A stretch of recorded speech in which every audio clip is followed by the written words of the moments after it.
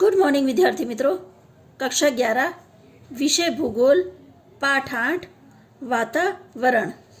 इस वीडियो में हम लोग वातावरण की स्तर रचना के बारे में पढ़ने वाले हैं।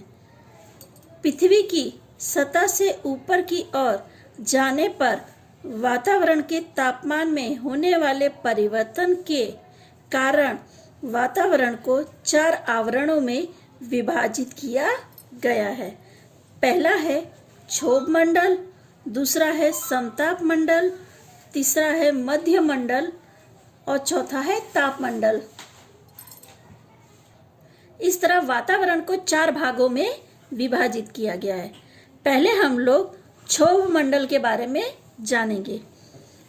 पृथ्वी की सतह से प्रारंभ होने वाले प्रथम आवरण को क्षोभ मंडल कहते हैं। क्षोभ मंडल ऊंचाई का यह अंक ऋतु के अनुसार बदलता है। उष्ण कटिबंधीय प्रदेशों पर यह 16 किलोमीटर, समशीतोष्ण प्रदेश पर 12 किलोमीटर और शीत कटिबंधीय प्रदेश पर 8 किलोमीटर की ऊंचाई तक विस्तृत है। जैसा मैंने आपको बताया, ऊंचाई का यह जो अंक है ऋतु के अनुसार बदलता रहता है। जैसे कि ग्रीष्म ऋतु में क्षोभ मंडल अधिक ऊंचाई तक तथा शीत ऋतु में ठंडी में कम ऊंचाई तक विस्तृत रहता है। पृथ्वी की सतह पर जीव सृष्टि पर क्षोभ मंडल का स्पष्ट प्रभाव होता है।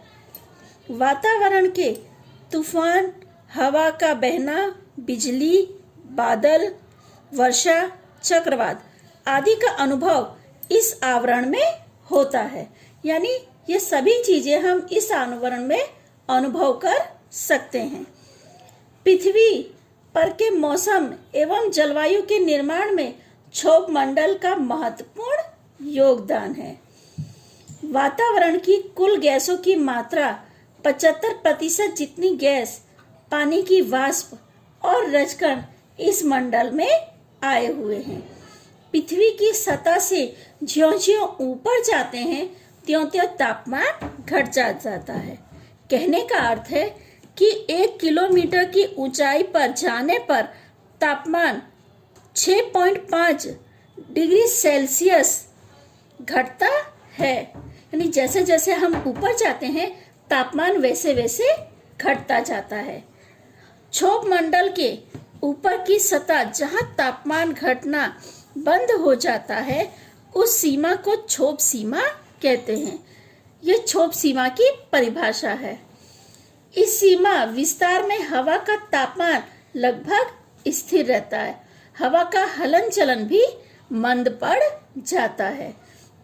इसलिए यह विस्तार विमान के उड़ने के लिए खूब ही अनुकूल माना गया है। यानी जितने हम विमान उड़ने की क्रिया को देखते हैं वो सारे के सारे क्षोभ सीमा में हम देख सकते हैं। यानी विमान उड़ान के लिए क्षोभ सीमा सबसे ज्यादा अनुकूल मानी गई है। दूसरा है हमारा समताप मंडल।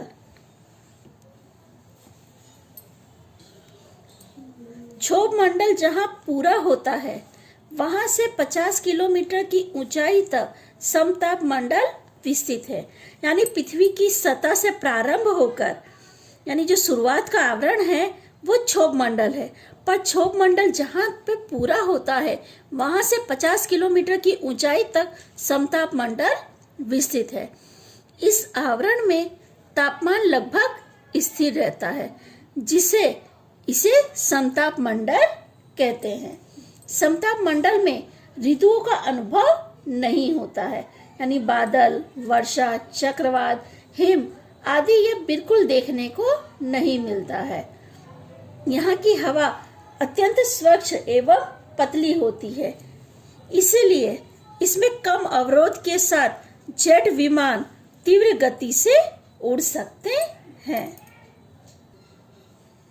इस आवरण के प्रारंभ में पृथ्वी की सतह से 20 किलोमीटर की ऊंचाई तक हवा का तापमान लगभग स्थिर रहता है। इसके बाद ऊंचाई पे जाने पर तापमान धीमे धीमे बढ़ने लगता है और लगभग 50 किलोमीटर की ऊंचाई तक तापमान बढ़ना बंद हो जाता है। जिससे ऊंचाई पर तापमान बढ़ना बंद हो जाता है, उस सीमा को समताप सीमा कहते हैं। ऊंचाई के साथ समताप आवरण की संरचना में काफी परिवर्तन देखने को मिलता है। इस आवरण में 32 किलोमीटर से 48 किलोमीटर के बीच की ऊंचाई में ओजोन वायु स्थिर है। सूर्य की अत्यंत जलद पराबैंगनी किरणें यहाँ अवशोषित हो जाती हैं। यहाँ से गुजरने वाली उल्का जल के नष्ट हो जाती हैं। यानी पृथ्वी की तरफ जो उल्का आकाश से आती है वो इस आवरण में आने के बाद जलकर पूरी तरह नष्ट हो जाती है। और जो सूर्य की किरणें जो इंसान को नुकसान पहुंचा सकती है, यानी जो पराबैंगनी किरणें हैं, वो पृथ्वी पर पहुंचने से पहले पहले ओजोन आवरण में शोषित हो जाती है। ओजोन वायु जंतुनाशक है, हवा को शुद्ध करती है। मनुष्य के लिए यह आरोग्यप्रद है।